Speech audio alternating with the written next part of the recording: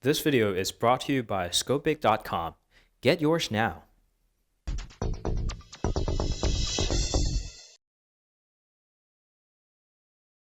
Hey guys, welcome back. This is Phil from Untitled.com, and here is a Huawei MediaPad M3.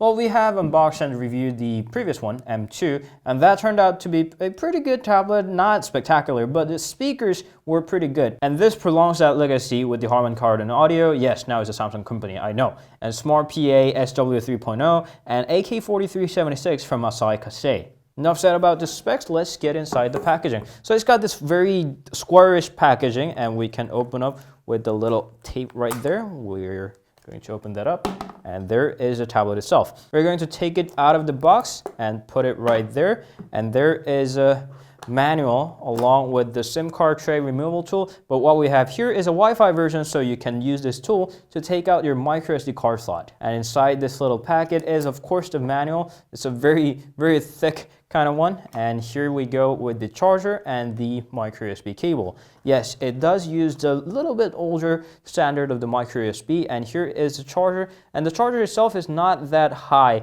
in the output either, 5 volts 2A, so it's going to take a little while to charge up that 5100 milliamps of battery built in. And a closer look at the cable brings us the micro USB port on one side and the USB type A port on the other side. So that's pretty much it with what's included in the packaging. So we're going to put it right there and move on to the tablet itself. And of course, no, this is not the screen.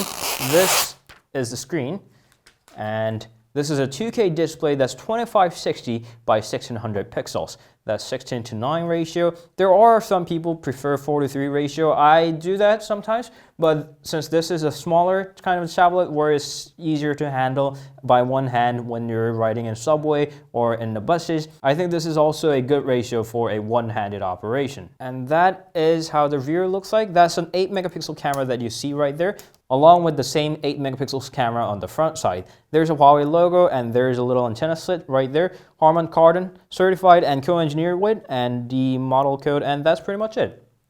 You can see that there are chamfered edges around the corner that gives us probably a sleeker look around the tablet. And this is also really thin and light as well. Moving on to the bottom, we have a micro USB port, speaker, and a micro SD card, or the nano SIM card tray if you are getting an LTE version, microphone. And here is another speaker bringing you the stereo audio along with the 3.5mm headphone jack. Okay, now that it's clear that it has booted up, let's go ahead with the settings.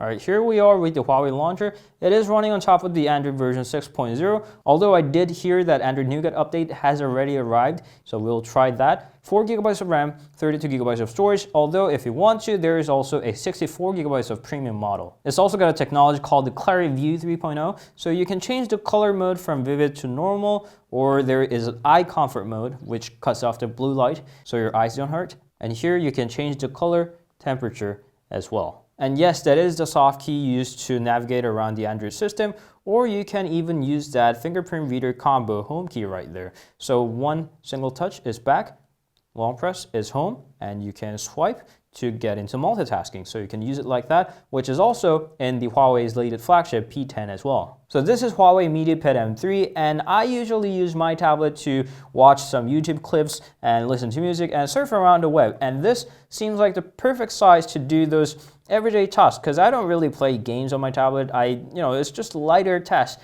that I demand from my tablet. And it seems like it's got a clean, sleek design and pretty light with acceptable range of bezel, which is a lot better than the M2, where they tried to color the bezels around the black to make the screen look larger, but eventually didn't work out that well. So I'm counting a lot. This looks like a pretty nice tablet, along with the Kirin 950 processor that I have already seen proven in the P9s and the P9 Pluses. We'll try to get back with a review very soon. Until then, you guys can meet us on Instagram, Facebook, Twitter, and Google+.